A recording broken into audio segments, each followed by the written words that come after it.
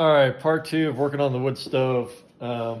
So one thing I need to do is get the support box mounted on the ceiling, which technically is supposed to support the chimney through the roof and be the transition from the stovepipe from the wood stove up to the chimney. So let me show you that. Okay, so this is actually the support box right here. And this is the transition piece. So if I was using the Duravent, the current version of the chimney, it would kind of snap into place here and go up, you know, through the roof. But I already have that, which I've already modified. So this was a 6 5/8 OD. It's also Duravent, but it's like 20 something or 30 years old, so it's obsolete. So what I'm doing, because it's 6 5/8 and the hole on the support box is 6 inches, I have to adapt. So what I'm going to do, this is dual. It's got kind of this 4-inch in there with the 6 5/8. So I used my 10 snips and I folded all these. I made tabs and I folded them back. So this part right here is going to sit on top of that there. And then this piece will be kind of going through the center. And you can kind of see, you know, this isn't the right way to do it, but I don't want to buy a new chimney. That's expensive stuff. And I'm on a budget, so I'm going to try to make that work. So I'm going to go ahead and put the support box up there and have that be kind of the adapter. So, and this is kind of how it's supposed to look. You see on the box, it's got the wood stove with the black stovepipe, and then this right here, this is the support box, and then here's the chimney part, right? So I already have this existing on my roof, and I'm trying to adapt that to this so it can go all the way down. So keep working on that. Okay, so I've got the support box modified the way I want to.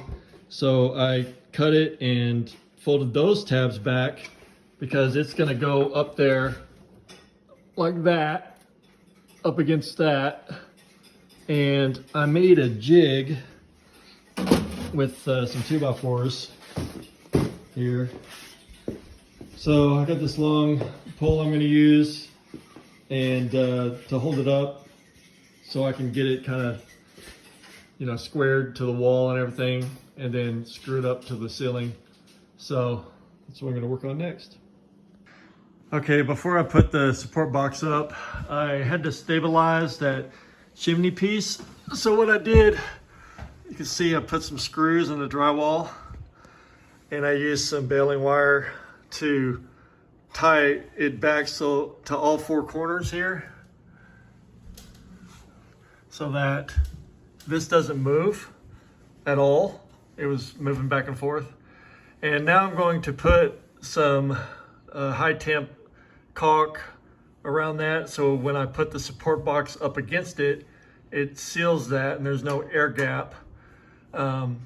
So I'm getting ready to put that on and get the support box up.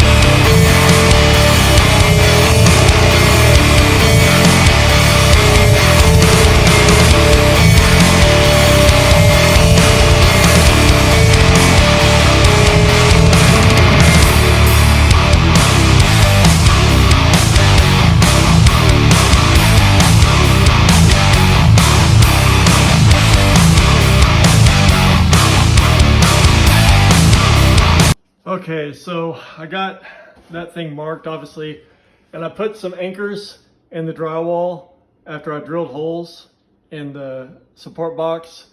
So now I'm going to put it up against and screw it in. And I also put some of that high temp caulk. It's actually a silicate cement, but that'll seal the air gap between this piece and that piece up there. So gonna get it screwed on now.